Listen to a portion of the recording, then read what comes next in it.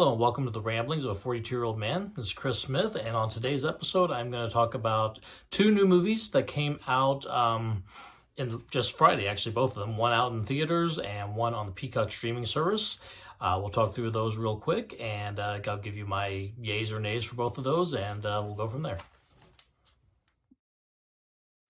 All right, so today's first movie is one I was able to actually go out last night and see in theaters. It's a limited run. It is eventually going to be going on to a Shudder release on the Shudder streaming service, but I was able to get out to see it last night, and that is Skinamarink, written, directed, and edited by Kyle Edward Ball.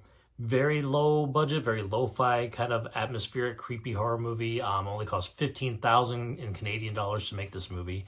And you can tell it is definitely very low budget. It's very low tech, kind of almost artsy, which I'll admit I'm usually not much for like the artsy kind of things, but by the time I left the theater, this one I was fairly creeped out. So, quick synopsis of the plot, which the plot that there is, it is not a huge plot, but involves two children, very young. I think the girl's maybe 6, the boy I think is even 4. Very, very young children wake up one day in their house to find their father has disappeared and every exterior door and window has vanished to the house.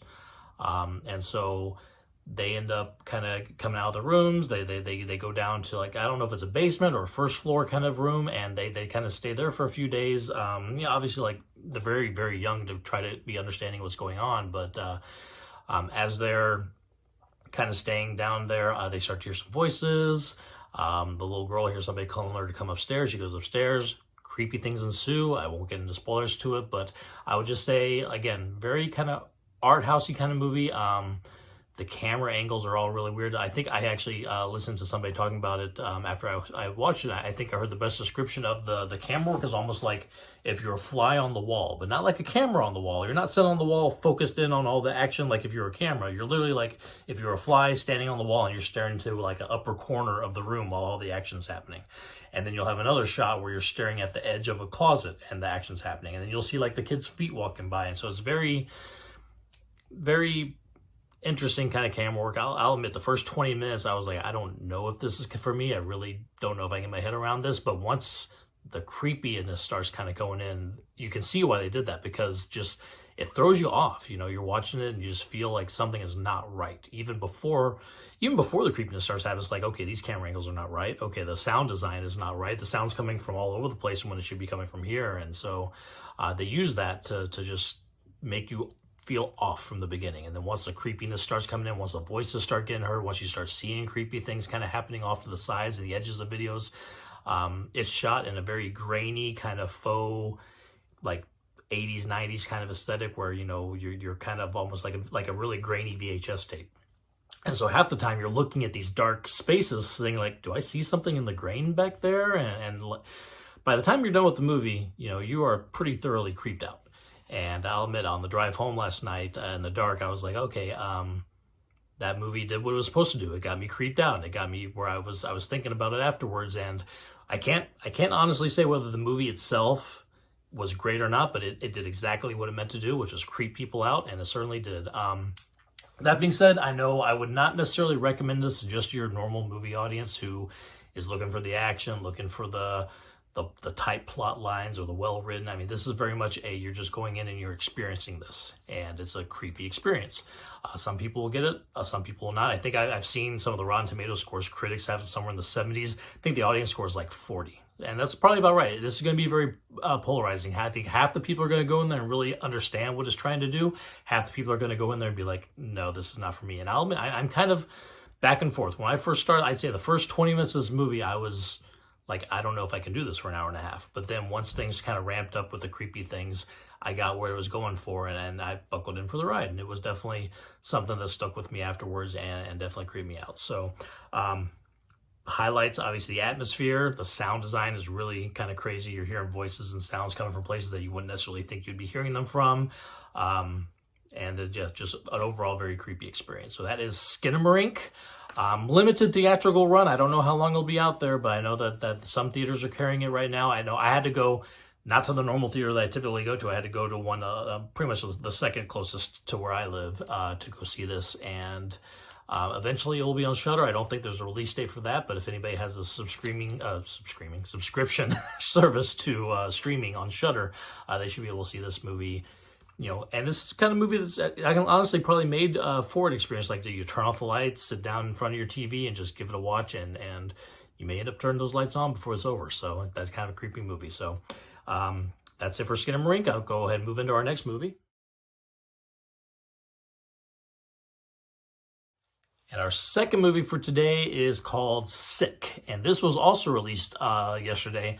But this was released directly to the Peacock streaming service, or the NBC Peacock streaming service that they have. This one is, versus Skinamarink, this one is much more your typical standard kind of slasher horror movie. So this one involves it is COVID times, so everybody's quarantining. Some of the opening scenes are in the grocery stores where people are trying to find toilet paper. I mean, this is very 2020, very as of the COVID kind of breakout time. So everybody's talking about wearing masks and they're waiting in line at the grocery store. Somebody coughs and everybody kind of freezes. I think we all kind of remember those experiences from a couple years ago. But then this quickly turns into, I don't think it'd be too spoiler, just cover a little bit of the opening scene. So the guy's going through the grocery store, trying to get the stuff he needs before quarantine starts up. He's waiting in line. All of a sudden he starts getting texts on his phone. So he does recognize the number.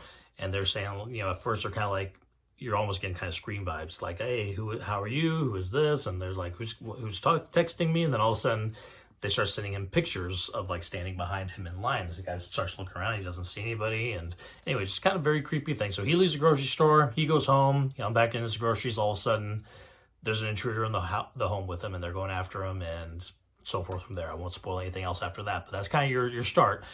Then we actually meet our main character. So there's two best friends. I can't remember their names right now, but two best friends that are going to quarantine together at one of their family's lake houses. And both girls are one is definitely more COVID conscious, is all about, keeping the mask on, sanitizing, being very active about, trying to keep themselves from being able to catch COVID. The other one is much more free about it. She has to be reminded to put on the mask, and she doesn't really worry about the washing the hands thing. She was out the night before at a party that nobody was wearing masks, and she's making out with people. And so obviously one of the two is a lot more serious about the other, but they're gonna go into quarantine together at this lake house. So they go out there, just start enjoying it. They're sitting out by the lake, they're enjoying the sun, they're putting up the campfires and stuff like that. And then all of a sudden, we think it's the same intruder. It's definitely wearing the same outfit. So another intruder comes into their home and starts kind of coming after them, and then we go from there. So typical slash movie fare. There is some interesting places that this goes, especially with the backdrop of COVID. And I'll be honest, COVID itself and quarantine and the pandemic is really tied into all of this movie, whether the opening scenes, the mid scenes, the climax of the movie, it all really revolves around, COVID and the pandemic and things like that. So very timely.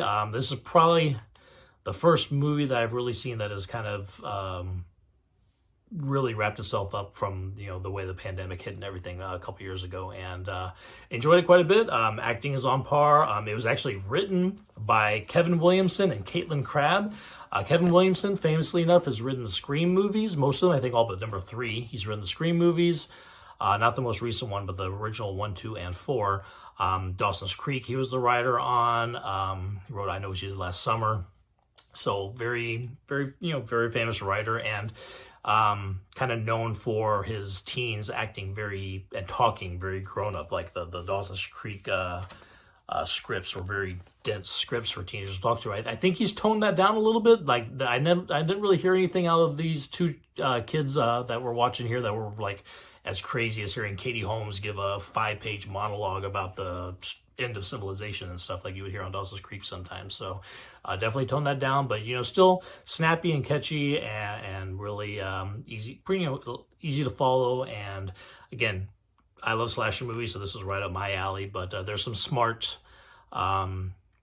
directions that this goes by the end of the movie. So again, that one's called Sick. It is on Peacock now. I believe it was actually released last year. It was on the Toronto Film Festival.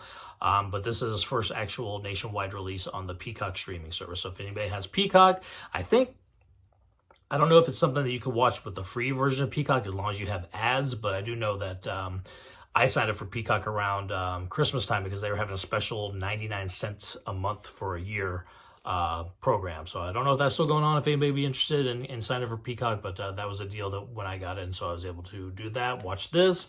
They do have a lot of good horror offerings on Peacock. So I've been pleasantly surprised with that service as a horror fan. A lot of stuff, obviously a lot of TV and other movies as well and other genres, but I'm not here to sell Peacock on you, but that is where Sick is on right now.